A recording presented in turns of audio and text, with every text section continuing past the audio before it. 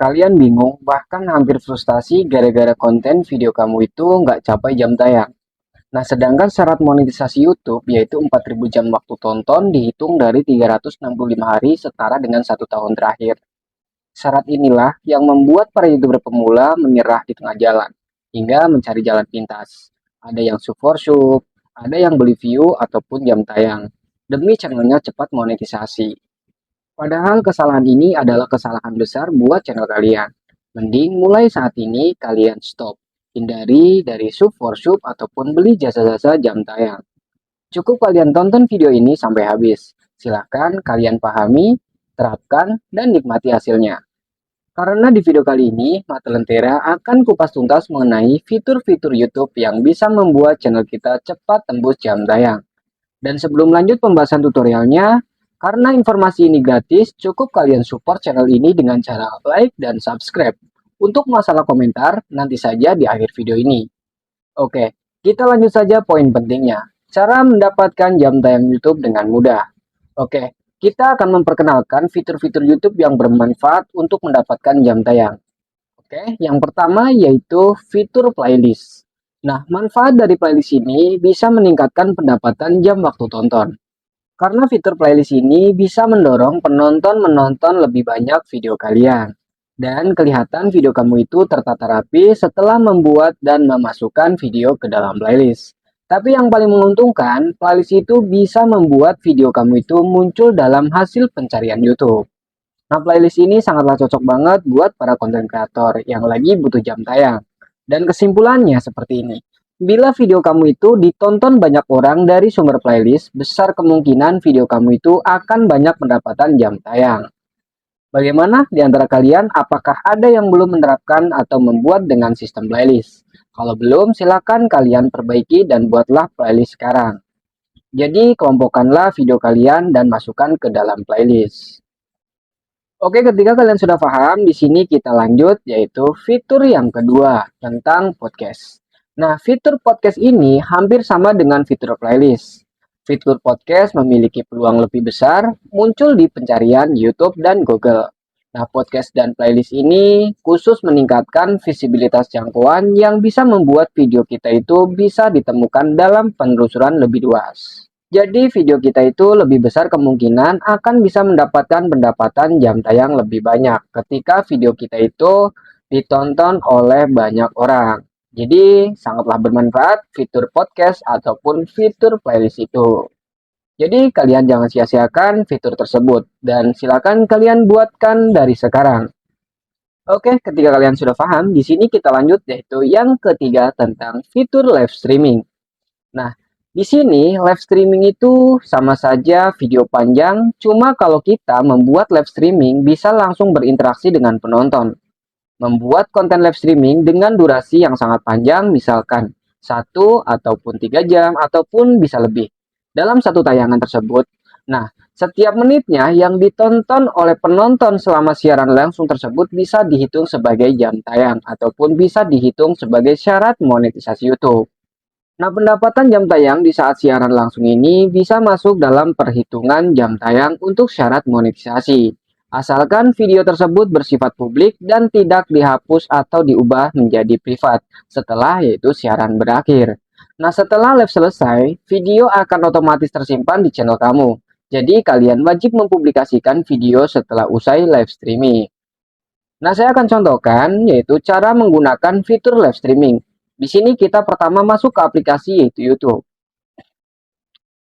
Nah, nanti akan tertampil seperti ini. Di sini kita lihat atau fokus di bagian sebelah bawah ada ikon tanda plus tengah, kita tekan saja. Setelah sudah di sini ada beberapa fitur, pertama video, video short, live, dan ada posting. Kita tekan bagian yaitu live streaming.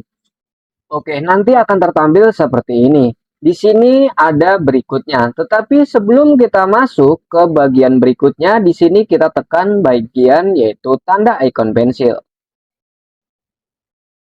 Nah, nanti akan tertampil seperti ini. Tahap yang pertama di sini kalian yaitu masukkan thumbnail terlebih dahulu. Nah, thumbnail ini adalah salah satu pokok utama yang benar-benar menarik simpati buat audiens. Nah, semakin kalian membuat thumbnail tersebut itu, bisa besar kemungkinan audien atau penonton tersebut bisa tertarik untuk menonton video kalian. Jadi pintar-pintarlah kalian membuat yaitu thumbnail yang lebih bagus ataupun spesifik ataupun bisa dikatakan relevan. Dan untuk tahap kedua di sini ada judul. Nah, judul di sini kalian wajib untuk membuat judulnya sesuai apa yang akan kalian bahas di dalam live streaming nanti. Dan lanjut di sini ada di bagian visibilitas. Visibilitas kalian perhatikan yaitu pilih secara publik. Banyak konten kreator yang tidak intinya mempublikasikan visibilitas yaitu live streamingnya. Jadi visibilitas di sini kita atur sebagai yaitu publik, jangan tidak publik. Kalau tidak publik nanti otomatis tidak akan bisa ditonton oleh audiens. Dan selanjutnya di sini ada audiens. Nah, audiens ini kalian tinggal pilih saja sesuai dari konten kalian.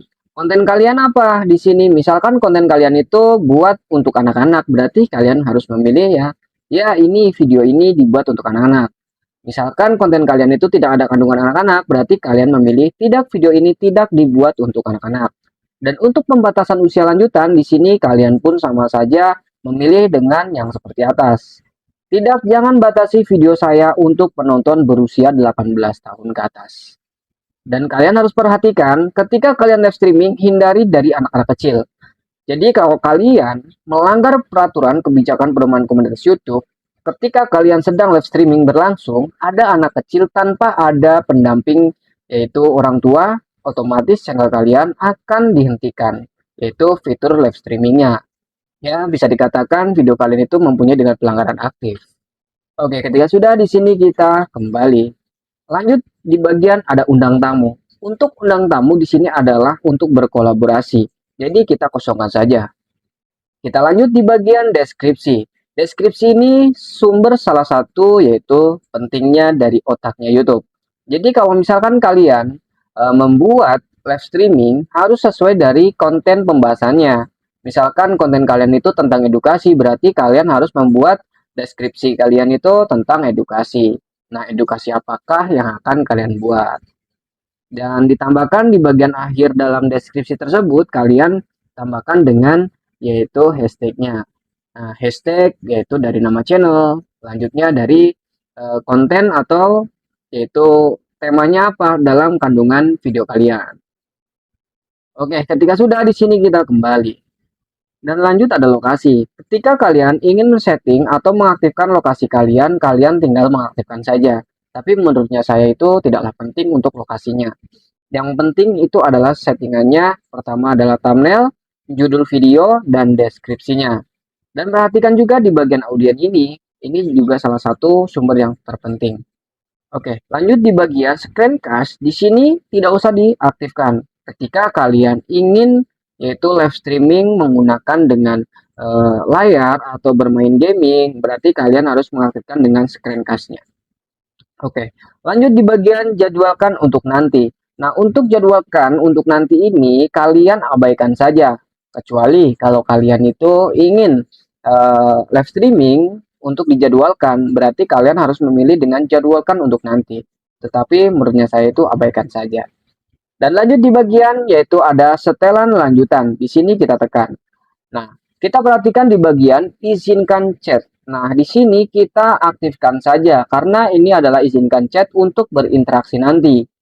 Nah, ketika kalian itu menonaktifkan chat seperti ini, otomatis penonton pun tidak bisa untuk berkomentar kepada channel kalian atau live streaming kalian. Jadi sia-sia kalian itu kalau misalkan tidak mengaktifkan chat ya otomatis hanyalah layar video saja yang ditampilkan dan tidak bisa untuk berinteraksi kepada audiens. Oke, lanjut di bagian izinkan reaksi. Nah, izinkan reaksi ini yang dimaksud seperti kayak tap-tap layar. Nah, kalau di bahasa TikToknya itu atau aplikasi platform TikTok itu tap-tap layar.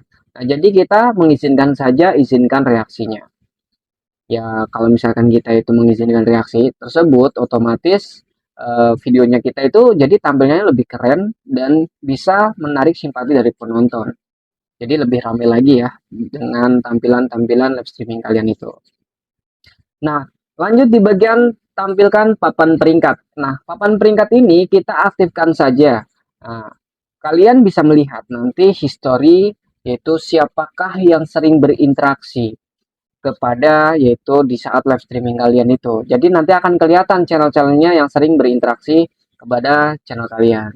Atau yaitu pas di saat live streaming berlangsung ya. Nah, untuk yang selanjutnya di sini ada video ini berisi promosi berbayar, seperti penempatan produk berbayar, sponsor, atau endorsement.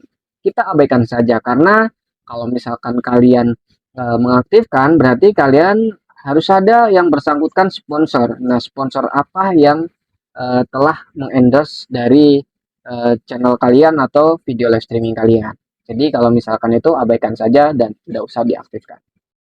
Oke, lanjut. Di sini, ketika sudah selesai untuk settingannya, kalian bisa tekan untuk mulai atau berikutnya live streamingnya. Nah, jadi kalau misalkan kita itu sudah mulai dan banyak audien yang menonton videonya kalian, bahkan seperti ini. Misalkan kalian di saat lagi live streaming di situ dan penontonnya nyampe ribuan penonton. Nah, otomatis kalau misalkan kalian itu mencapai ribuan penonton dan penonton tersebut itu menikmati sampai akhir videonya kalian, otomatis banyak kali kita pendapatan jam tayang tersebut loh. Jadi silakan kalian bisa manfaatkanlah fitur-fitur live streaming ini untuk dijadikan yaitu ladang pencari jam tayang. Oke, mungkin begitu saja informasi dan tutorial dari Matultera. Mudah-mudahan bermanfaat buat kalian. Ketika informasi ini bermanfaat, silakan kalian subscribe dan like komentari video ini. Oke, kita coba lagi di next videonya. Bye-bye.